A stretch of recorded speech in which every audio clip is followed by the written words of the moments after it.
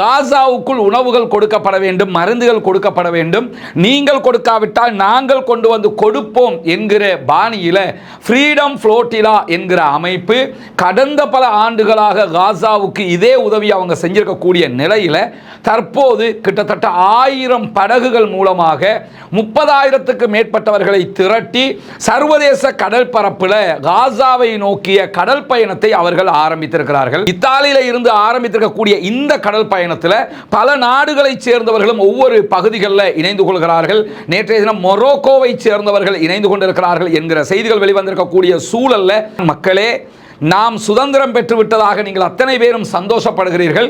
உண்மையிலேயே நமக்கு இன்றைய நாள் சுதந்திரம் கிடைக்கவில்லை. நமக்கு உண்மையான சுதந்திரம் எப்போது கிடைக்கும் என்று சொன்னால், எப்பொழுது பாலஸ்தீன மக்களுக்கு அவர்களுடைய சொந்த பூமி, சொந்த நாடு, அவர்களுக்குத்தான் சொந்தம் என்றாகி தனி நாடு என்கிற அங்கீகாரம் கிடைக்கிறதோ அன்றைக்குத்தான் நமக்கும் சுதந்திர நாளாக அமையும் மக்களே என்று சொல்லி தன்னுடைய மக்களுக்கு ஆற்றிய உரையில நெல்சன் மண்டேலா அவர்கள் பேசியது இன்றைக்கும் வரலாற்று குறிப்பாக நம்ம பார்க்க முடிகிறது. அப்படிப்பட்ட நெல்சன் மண்டேலாவினுடைய பேரப்பிள்ளை காசாவுக்கான கடல் பயணத்தில் இணைந்து கொள்வதற்காக துனிசியா வந்திருக்கிறார். இப்படியான செய்திகளுக்கு மத்தியில் அமெரிக்காவினுடைய மத்திய கட்டளை தளபதி இன்றைக்கு இஸ்ரேலுடைய ராணுவ தளபதி இயால் ஜமீரை வந்து சந்தித்திருக்கிறார் என்கிற செய்திகள் வெளியாக இருக்கீங்க. நீங்க பார்க்கலாம், அவங்க நடத்திய ஒரு சந்திப்பு தான் இந்த புகைப்படத்தில் காட்சிப்படுத்தப்படுகிறது. அரபு நாடுகளுடைய கூட்டமைப்பு அறிக்கை ஒன்றை வெளியிட்டிருக்கிறாங்க. இஸ்ரேல் தன்னுடைய விரோத போக்குகளை இப்படியே தாக்குதல்களை நடத்திக்கிட்டே எதிர்த்து நிற்கிற மனப்பக்குவத்தோடு இஸ்ரேல் இருந்துச்சுன்னு சொல்லி சொன்னா இது வந்து மத்திய கிழக்கில் அமைதியை தராது அப்படின்னு சொல்லி அந்த அறிக்கையில் எழுதியிருக்கிறாங்க. அது மட்டும் இல்லாமல் இஸ்ரேல் அரபு நாடுகளுடைய நிலங்களை ஆக்கிரமிக்குது. இப்படி ஆக்கிரமிக்கிற இஸ்ரேலுடைய முயற்சி என்பது எப்படி நிம்மதியை தரும் அப்படிலாம் கேட்குறாங்க. சிரியாவை பிடிக்கிறான், அதே மாதிரி லெபனானில் சில பகுதியில் பிடிக்கிறான் இல்லையா. காசாங்கிறது 2ஆம் பட்சம் அவங்களுக்கு. இந்த ஏரியாலாம் பிடிக்கிறான், அடுத்து சவுதி வரைக்கும் வந்துடுவான், மற்ற நாடுகளை பிடிச்சிருவாங்கிறதுனால தான் இந்த அறிக்கை வெளியிட்டேன்னு சொல்றாங்கன்னு கேட்டா, இவர்களுடைய தொடர்ச்சியான இந்த விரோத போக்குங்கிறது மத்திய கிழக்கில் எந்த விதமான அமைதியையும் தராது அப்படின்னு சொல்லிட்டு பாலஸ்தீன பிரச்சனைக்கு அமைதியான தீர்வு இல்லாதது பெரிய வன்முறைகளை எல்லாம் தோற்றுவிச்சுக்கிட்டு இருக்குது. எனவே பாலஸ்தீன பிரச்சனையை நம்ம தீர்க்கணும்னு சொல்லி சொன்னா இரு நாட்டு தீர்வு வேண்டும் அப்படின்னு சொல்லி அவங்க வலியுறுத்தி இருக்கிறாங்க.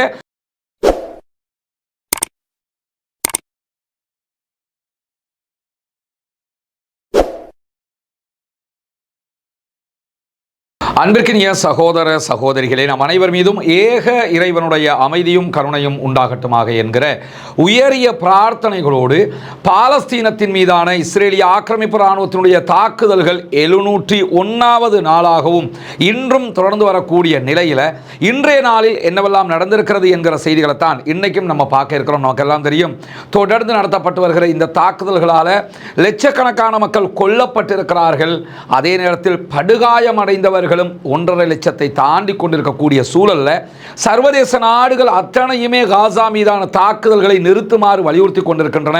ஆனால் இஸ்ரேலிய ஆக்கிரமிப்பு இராணுவம் அதனை நிறுத்தாது மீண்டும் மீண்டும் அப்பாவிகள் மீதான தாக்குதல்களை தொடர்ந்து கொண்டே இருக்கிறது. இன்றைக்கு கடந்த 24 மணி நேரங்களுக்குள்ளாக காசாவுக்குள் 68 அப்பாவிகள் கொல்லப்பட்டிருக்கிறார்கள். இஸ்ரேலிய ஆக்கிரமிப்பு இராணுவத்தினுடைய தாக்குதல்களால் ஷஹீதாகி இருக்கிறார்கள். அதே நேரத்தில் 362 பேர் படுகாயம் அடைந்திருக்கிறார்கள் என்கிற செய்திகளையும் நம்ம பார்க்க முடிகிறது. எனவே பாலஸ்தீனம் மீதான இஸ்ரேலிய ஆக்கிரமிப்பு இராணுவத்தினுடைய இந்த தாக்குதல்கள் அங்கிருக்கக்கூடிய அப்பாவிகளை தினம்தோறும் கொன்று குவிக்கக்கூடிய ஒரு இன அழிப்பாக நடைபெற்று வந்து கொண்டே இருக்கக்கூடிய சூழல்களில் இன்றைக்கும் காசாவை ஒட்டி சர்வதேச நிலப்பரப்பிலும் பலவிதமான சம்பவங்களும் நடைபெற்று வருகிறது. குறிப்பாக நமக்கு தெரியும், காசாவுக்கு உள்ள உணவுகள் அனுமதிக்கப்படவில்லை, மருந்துகள் அனுமதிக்கப்படவில்லை, அவர்களுக்கு தேவையான தூய்மையான குடிநீரை பெற்றுக்கொள்வதற்கான எந்த வழிவகைகளும் இல்லாத ஒரு சூழல் இருக்கிறது. காசாவுக்குள் உணவு கொண்டு செல்லுகிற இஸ்ரேலுடனான ரஃபா பார்டர் இழுத்து மூடப்பட்டிருக்கிறது. கரேம் அபோஷலேம் பார்டர் இழுத்து மூடப்பட்டிருக்கிறது. எந்த வழியாலையும் உள்ள உணவுகள் செல்ல முடியாது என்கிற ஒரு சூழல் உண்டாகி இருக்கக்கூடிய நிலையில காசாவுக்குள் உணவுகள் கொடுக்கப்பட வேண்டும், மருந்துகள் கொடுக்கப்பட வேண்டும், நீங்கள் கொடுக்காவிட்டால் நாங்கள் கொண்டு வந்து கொடுப்போம் என்கிற பாணியில் ஃப்ரீடம் ஃப்ளோட்டிலா என்கிற அமைப்பு கடந்த பல ஆண்டுகளாக காசாவுக்கு இதே உதவி அவங்க செஞ்சிருக்கக்கூடிய நிலையில் தற்போது கிட்டத்தட்ட 1000 படகுகள் மூலமாக 30,000க்கு மேற்பட்டவர்களை திரட்டி சர்வதேச கடல் பரப்பில் காசாவை நோக்கிய கடல் பயணத்தை அவர்கள் ஆரம்பித்திருக்கிறார்கள். இத்தாலியில இருந்து ஆரம்பித்திருக்கக்கூடிய இந்த கடல் பயணத்தில் பல நாடுகளை சேர்ந்தவர்களும் ஒவ்வொரு பகுதிகளில் இணைந்து கொள்கிறார்கள்.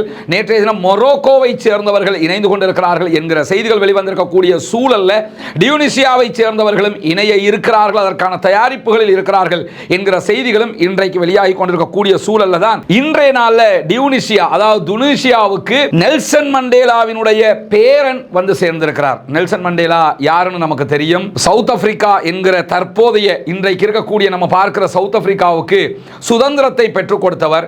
கருப்பு இனத்தவர்கள் என்று உருவத்தில் கருப்பாக இருக்கிறார்கள் என்பதற்காகவே அடிமைகளாக நடத்தப்பட்டவர்களை அடிமை தலையிலிருந்து விடுதலை செய்து தனி நாடாக சவுத் ஆப்பிரிக்காவை தலைநிமிரச் செய்தவர் தான் Nelson Mandela. Nelson Mandela south ஆப்பிரிக்காவுக்கு சுதந்திரம் பெற்றுக்கொண்ட அன்றைய நாளில் சுதந்திர தின உரையாற்றும் போது பேசிய ஒரு செய்திதான், மக்களே, நாம் சுதந்திரம் பெற்றுவிட்டதாக நீங்கள் அத்தனை பேரும் சந்தோஷப்படுகிறீர்கள். உண்மையிலேயே நமக்கு இன்றைய நாள் சுதந்திரம் கிடைக்கவில்லை. நம்ம நாடு சுதந்திரம் பெற்றதாக நம்ம உணர்ந்தாலும் நமக்கு உண்மையான சுதந்திரம் எப்போது கிடைக்கும் என்று சொன்னால், எப்பொழுது பாலஸ்தீன மக்களுக்கு அவர்களுடைய சொந்த பூமி, சொந்த நாடு அவர்களுக்குத்தான் சொந்தம் என்றாகி தனி நாடு என்கிற அங்கீகாரம் கிடைக்கிறதோ அன்றைக்குத்தான் நமக்கும் சுதந்திர நாளாக அமையும் மக்களே என்று சொல்லி தன்னுடைய மக்களுக்கு ஆற்றிய உரையில் நெல்சன் மண்டேலா அவர்கள் பேசியது இன்றைக்கும் வரலாற்று குறிப்பாக நம்ம பார்க்க முடிகிறது. அப்படிப்பட்ட நெல்சன் மண்டேலாவினுடைய பேரப்பிள்ளை காசாவுக்கான கடல் பயணத்தில் இணைந்து கொள்வதற்காக துனிசியா வந்திருக்கிறார். எனவே தற்போதைய இந்த ஃப்ரீடம் ஃப்ளோட்டிலா கூட்டணியினுடைய காசா மீதான இஸ்ரேலுடைய கடற்படை முற்றுகையை உடைக்கும் போராட்டம் என்பது சர்வதேச மட்டத்தில் பேசுபொருளாகவும் மிக முக்கியமான ஒரு பார்வையையும் பெற்றுக் கொடுத்திருக்கிறது. அல்லாஹு தாலா அந்த பயணத்தை வெற்றியாக்க வேண்டும். அவர்களுடைய பயணத்தின் மூலமாக காசா மக்களுடைய செய்திகள் மேலும் மேலும் இந்த உலகத்திற்கு போய் சேர வேண்டும் என்பதுதான் நம்முடைய பிரார்த்தனையாகவும் இருக்கக்கூடிய நேரத்தில் இன்றைய நாளில் நடைபெற்றிருக்கக்கூடிய இன்னும் ஒரு முக்கியமான செய்தி என்னன்னா, இஸ்ரேலிய ஆக்கிரமிப்பு இராணுவம் காசாவுக்குள்ள மீண்டும் பல தாக்குதல்களை நடத்தி கொண்டிருக்கிறார்கள். குறிப்பாக நார்த் காசா, வடக்கு காசா பகுதிகளிலையும் காசா சிட்டி பகுதிகளிலையும் தாக்குதல்களை நடத்தும் போது அவங்க இன்னைக்கு வெளியிட்டிருக்கக்கூடிய ஒரு செய்தி என்னன்னு சொன்னா, நாங்க பொதுமக்களை வெளியேறுமாறு சொல்லுகிறோம், ஆனால் 1/2 மில்லியனுக்கு மேற்பட்ட மக்கள் நார்த் காசா பகுதிகளிலையும் காசா சிட்டி பகுதிகளிலையும் வீடுகளை விட்டு வெளியேற மறுக்கிறார்கள். வீடுன்னா ஆல்ரெடி இருந்த வீடெல்லாம் கிடையாது, அதெல்லாம் அடிச்சு நொறுக்கிட்டாங்க. வீடுனா அவங்க எதை சொல்றாங்கன்னு சொன்னா அந்த கூடாரங்களை சொல்றாங்க.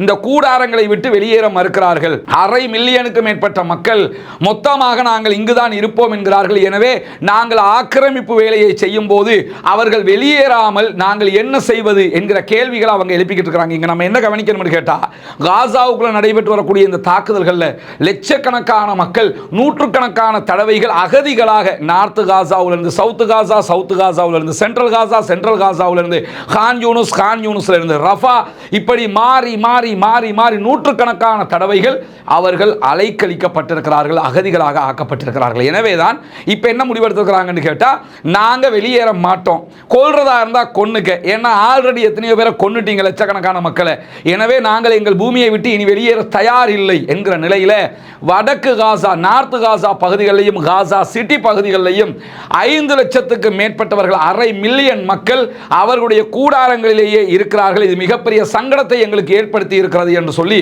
இஸ்ரேலிய ஆக்கிரமிப்பு இராணுவத்தை சேர்ந்த சிலர் என்ன பண்ணியிருக்கிறாங்கன்னு கேட்டா, மஆரிவ் செய்தி பிரிவுக்கு, இஸ்ரேலுடைய செய்தி பிரிவுக்கு இந்த செய்திகளை சொல்லி இருக்கிறார்கள். ஏன் இந்த சிலர் மட்டும் சொல்றாங்கன்னு சொன்னா, அப்பாவி பொதுமக்களை கொல்வதில் ஈடுபாடு காட்டாத, விரும்பாத ஒரு சில மனிதநேயம் மிக்க கூடியவர்கள் தான் இந்த செய்திகளை இராணுவத்தில் இருக்கக்கூடியவர்கள் பத்திரிகைக்கு சொல்றாங்க. மற்றவங்களை பொறுத்தவரை சம்பளம் தந்தா எத்தனை பேர் என்னாலும் கொல்ல வேண்டியிருக்கக்கூடியவன் கொண்டுகிட்டே போவான் என்கிறது தான் ஒரு நிலையாக இருக்கிறது என்பதையும் நாம் புரிந்து கொள்ள வேண்டும். இப்படியான செய்திகளுக்கு மத்தியில் அமெரிக்காவினுடைய மத்திய கட்டளை தளபதி இன்றைக்கு இஸ்ரேலுடைய இராணுவ தளபதி இயால் ஜமீரை வந்து சந்தித்திருக்கிறார். சந்தித்திருக்கிறார் என்கிற செய்திகள் வெளியாக இருக்குங்க. நீங்க பார்க்கலாம், அவங்க நடத்திய ஒரு சந்திப்பு தான் இந்த புகைப்படத்தில் காட்சிப்படுத்தப்படுகிறது.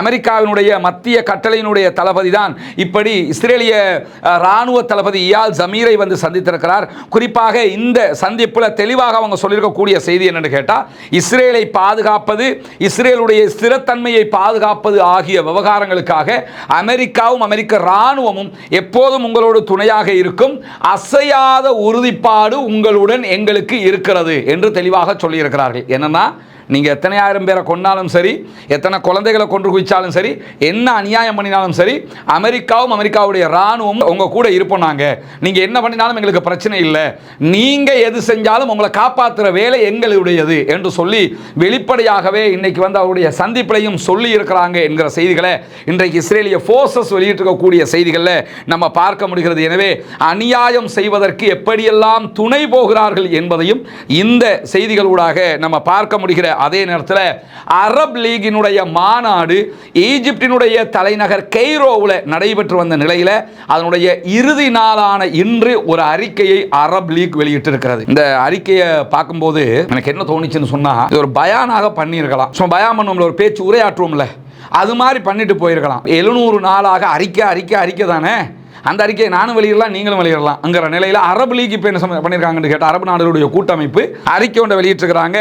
இஸ்ரேல் தன்னுடைய விரோத போக்குகளை இப்படியே தாக்குதல்களை நடத்திக்கிட்டே எதிர்த்து நிற்கிற மனப்பக்குவத்தோடு இஸ்ரேல் இருந்துச்சுன்னு சொல்லி சொன்னால், இது வந்து மத்திய கிழக்கில் அமைதியை தராது அப்படின்னு சொல்லி அந்த அறிக்கையில் எழுதியிருக்கிறாங்க. அது மட்டும் இல்லாமல் இஸ்ரேல் அரபு நாடுகளுடைய நிலங்களை ஆக்கிரமிக்குது, இப்படி ஆக்கிரமிக்கிற இஸ்ரேலுடைய முயற்சி என்பது எப்படி நிம்மதியை தரும் அப்படிலாம் கேட்குறாங்க. சிரியாவை பிடிக்கிறான், அதே மாதிரி லெபனானில் சில பகுதியில் பிடிக்கிறான் இல்லையா, காசாங்கிறது 2ஆம் பட்சம் அவங்களுக்கு, இந்த ஏரியாலாம் பிடிக்கிறான், அடுத்து சவுதி வரைக்கும் வந்துடுவான், மற்ற நாடுகளை பிடிச்சிருவாங்கிறதுனால தான் இந்த அறிக்கை வெளியிட்டேன்னு சொல்கிறாங்கன்னு கேட்டால், இவருடைய தொடர்ச்சியான இந்த விரோத போக்குங்கிறது மத்திய கிழக்கில் எந்த விதமான அமைதியையும் தராது அப்படின்னு சொல்லிட்டு, பாலஸ்தீன பிரச்சனைக்கு அமைதியான தீர்வு இல்லாதது பெரிய வன்முறைகளை எல்லாம் தோற்றுவிச்சுக்கிட்டு இருக்குது. எனவே பாலஸ்தீன பிரச்சனையை நம்ம தீர்க்கணும்னு சொல்லி சொன்னால் இரு நாட்டு தீர்வு வேண்டும் அப்படின்னு சொல்லி அவங்க வலியுறுத்தி இருக்கிறாங்க. வலியுறுத்தும் போது 2002 அரபு அமைதி முயற்சியை சுட்டி காட்டியிருக்கிறாங்க. அதே மாதிரி ஜூன் 4 1967க்கு இஸ்ரேல் பின்வாங்க வேண்டும், இப்படி பின்வாங்கினா மட்டும்தான் நாம் வந்து ஒரு அமைதியை அடைய முடியும் என்று சொல்லி மீண்டும் என்ன பண்ணியிருக்காங்கன்னா 1967ஆம் ஆண்டுடைய பாலஸ்தீன நிலப்பகுதி வேண்டும் என்கிற கோரிக்கை அவங்க விடுத்திருக்கிறாங்க. அது அவர்களுடைய கோரிக்கை. உலகமே இதைத்தான் சொல்லிக்கிட்டு 1967 கால பகுதிகளில் இருந்த பாலஸ்தீனத்தை தனி நாடாக அங்கீகரிக்க வேண்டும் என்று அதை அரபு லீகினுடைய மாநாட்டிலையும் ஒரு அறிக்கையாக சொல்லி இருக்கிறார்கள். செய்தி என்கிற வகையில் தான் நம்ம இதை சொல்றோமே தவிர இந்த அறிக்கையால் எந்த ஒரு எஃபெக்டும் அங்கே ஏற்பட போறதில்லைங்கிறது நமக்கெல்லாம் தெரியுமாக இருக்கக்கூடிய இந்த சூழல்ல 2 நாடுகள் என்கிற தீர்வு திட்டம் செப்டம்பர் 22ஆம் தேதி ஐநாவினுடைய அமர்விலே கொண்டு வரப்பட இருக்கிறது. இந்த தீர்வு திட்ட மாநாடு ஏற்கனவே முன்மொழிஞ்சதை போல பிரான்சும் சவுதி அரேபியாவும் கொண்டு வருகிற தீர்வு திட்ட மாநாடாக இருக்கிறது. இந்த மாநாட்டை பொறுத்தவரை சவுதி அரேபியாவால் முன்வைக்கப்பட்டிருக்கக்கூடிய இந்த தீர்மானம் வாய்மொழி தீர்மானமாகத்தான் கொண்டு வரப்பட்டது. அதை ஐநா சபை ஏற்றுக்கொண்டிருக்கிறது.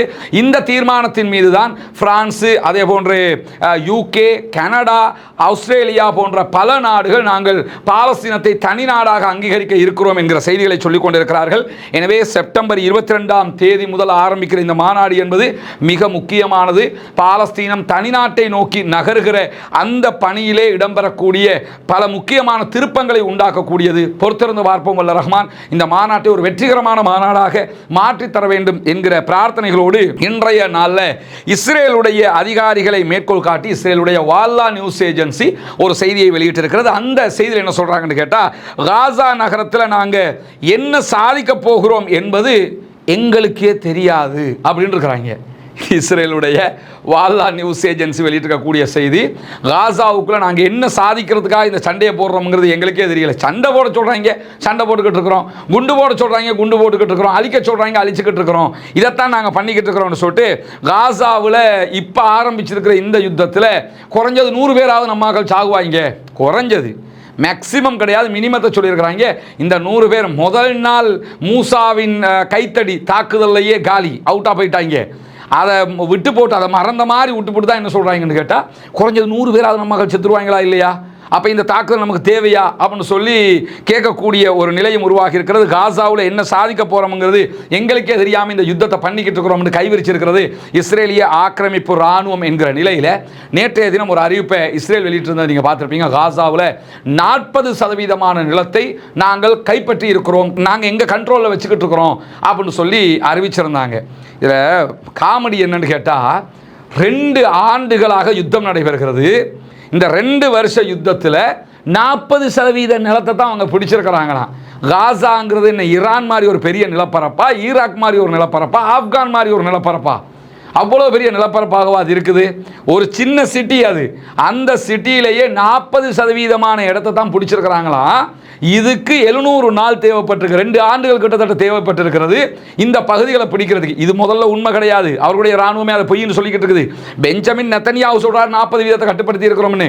அந்த கட்டுப்படுத்தி இருக்கிற பகுதிகளுக்கு 2 ஆண்டு தேவைப்பட்டிருக்குன்னு சொன்னா இன்னும் இருக்கக்கூடிய 60% கட்டுப்படுத்தணும்னா இன்னும் 3 ஆண்டுகள் அவர்களுக்கு தேவைப்படும். இதே மாதிரி அதுவும் இதே மாதிரி உக்கிரமாக யுத்தம் நடத்தப்பட வேண்டும். அப்படி நடத்தினா தான் பிடிக்க முடியும். ஆனா இந்த செய்தியை நேற்று சொன்னாங்களா, இன்றைக்கு அவர்களுடைய நெசட்டினுடைய வெளியுறவு மற்றும் பாதுகாப்பு குழுவினுடைய உறுப்பினர் அமித் ஹலேவி வெளியிட்டிருக்கக்கூடிய ஒரு அறிவிப்பு வெளியாக இருக்குது. நேற்று வந்த 40%க்கு மாற்றமான ஒரு அறிவிப்பாக இருக்கிறது. என்ன அவர் சொல்றாருன்னு கேட்டா, பாலஸ்தீன விடுதலை அமைப்பு காசாவுக்குள்ள அதிகாரத்தின் உச்சத்தில் இருக்கிறார்கள். நீங்க என்னதான் சொன்னாலும் அங்க எல்லாவற்றையுமே இவ்வளவு பெரிய யுத்தத்துக்குள்ள அழகா கண்ட்ரோல் பண்ணிக்கிட்டு இருக்கிறாங்க. அதுதான் அங்கே உள்ள ஸ்பெஷலே என்று சொல்லி இஸ்ரேலுடைய நெசட் பாராளுமன்றத்தினுடைய வெளியுறவு அதே போன்று பாதுகாப்பு குழுவினுடைய உறுப்பினர் அமித் ஹலேவி சொல்றாரு. சொல்றதை தாண்டி என்ன மேலதிகமாக சொல்றாருன்னு கேட்டால், பாலஸ்தீன விடுதலை அமைப்பு முழு கட்டுப்பாட்டை வைத்துக் கொண்டிருக்கிறார்கள். அதே போன்று அவர்களுடைய தேவையான வெடிபொருட்கள் அவங்கள்ட்ட இருக்குது, அவர்களுடைய தேவையான படை அவர்கள் வசம் இருக்கிறது. எனவே அவர்களுடைய அதிகாரம் உச்சத்தில் இருக்கிறது. பாலஸ்தீன விடுதலை அமைப்பிட்ட தேவையான ராணுவம் அவங்க வச்சுக்கிட்டு இருக்கிறாங்க. தேவைப்பட்ட நேரத்துக்கு ஆட்களை இறக்கி அட்டாக் பண்றாங்க. அதே மாதிரி அவங்களுக்கு தேவையான அளவுக்கு ஆயுதமும் இருக்குது. அதை தாண்டி அதிகாரத்தை அவங்க தான் கண்ட்ரோல் பண்றாங்க. நம்ம வெறுமனே 40% சொல்லிக்கிட்டு இருக்கிறோமே தவிர முழுமையாக காசாவை அவர்கள் தான் கைப்பற்றுகிறார்கள். எனவே நம்ம தோற்று கொண்டுதான் இருக்கிறோம், ஆல்ரெடி பலமுறை தோத்துட்டோம், இதை புரிந்து கொள்ளுங்கள் என்கிற செய்திகளை இன்றைக்கு இஸ்ரேலிய பாராளுமன்றத்தினுடைய உறுப்பினர்களே சொல்லக்கூடிய நிலையாக இன்றைய நிலையை நம்ம பார்க்க முடியும். எனவே பாலஸ்தீனம் மீதான இஸ்ரேலுடைய தாக்குதல் உக்கிரமாக இருக்கிறது, அநியாயத்தின் உச்சமாக இருக்கிறது. இப்படியான சூழலையும் பாலஸ்தீன விடுதலை இராணுவம் தொடர்ந்து பாலஸ்தீனத்திற்கு ஆதரவாக தங்களுடைய முழுமூச்சான போராட்டத்தை தொடர்ந்து கொண்டிருக்கிறார்கள். சர்வதேச மட்டத்தில் பாலஸ்தீனத்திற்கு ஆதரவான போராட்டங்களும் ஆர்ப்பாட்டங்களும் நடைபெற்றுக் கொண்டே இருக்கிறது. நேற்றைய தினம் அல்ஹம்துலில்லாஹ் ஜும்மா தொழுகையை தொடர்ந்து மூத்தூரில் ஒரு பாரிய ஆர்ப்பாட்டம் ஏற்பாடு செய்யப்பட்டு நடந்து முடிந்தது. மூத்தூருடைய அனைத்து பள்ளிவாசல்களும் இணைந்து அந்த ஆர்ப்பாட்டத்தில் பங்கெடுத்திருந்தாங்க. அல்லாஹுக்கே எல்லா புகழும். அந்த மக்கள் அத்தனை பேருக்கும், அந்த பாலஸ்தீன மக்களுக்காக வீதிக்கு வந்த அத்தனை சகோதரர்களுக்கும் அல்லாஹு தஆலா அருள் புரிய போதுமானவன். அவர்கள் அத்தனை பேருமே அதில் கலந்து கொண்டிருந்தாங்க. பாலஸ்தீன மக்களுக்கு எங்களால் முடிந்ததை நாம் செய்ய வேண்டும் என்கிற அடிப்படையில் இந்த ஆர்ப்பாட்டம் மிகச்சிறப்பாக நடைபெற்று முடிந்திருந்தது. எனவே மற்ற ஊர்களும் இப்படியான முன்னுதாரணங்களை கவனத்தில் கொண்டு தொடர் ஆர்ப்பாட்டங்களை பாலஸ்தீனத்திற்கு ஆதரவாக நாம் செய்ய முன்வர வேண்டும். அப்படி வருகிற போது கண்டிப்பாக பாலஸ்தீன மக்களுடைய போராட்டத்தில் நாமும் ஜனநாயக ரீதியாக பங்கெடுத்த மன திருப்தியும் அவர்களுடைய வெற்றியில் நாமும் பங்கெடுத்திருக்கிறோம் என்கிற திருப்தியும் நமக்கு கிடைக்கும். நாளை மறுமையிலும் நிரப்பமான கூலிகளை இறைவன் தர போதுமானவன். பாலஸ்தீனம் வெற்றி பெற வேண்டும், பாலஸ்தீனம் சுதந்திரம் அடைய வேண்டும், பாலஸ்தீன மக்கள் நம்மை போன்ற நிம்மதியானவர்களாக மாற வேண்டும், வாழ வேண்டும் என்கிற உயரிய பிரார்த்தனைகளோடு பாலஸ்தீன அப்பாவிகளுக்காக பிரார்த்திக்கிறார். அதே நேரம் இஸ்ரேலிய ஆக்கிரமிப்பு இராணுவத்திற்கு எதிராக குனூத்துன் நாசிலாவை ஓத மறந்து விடாதீர்கள். நண்பர்களே தாய்மார்களே என்கிற கோரிக்கைகளோடு பாலஸ்தீன மக்களுக்காக ஜனநாயக ரீதியாக தொடர்ந்தும் குரல் எழுப்புவோமாக. அல்ஹம்துலில்லாஹி ரப்பில் ஆலமீன்.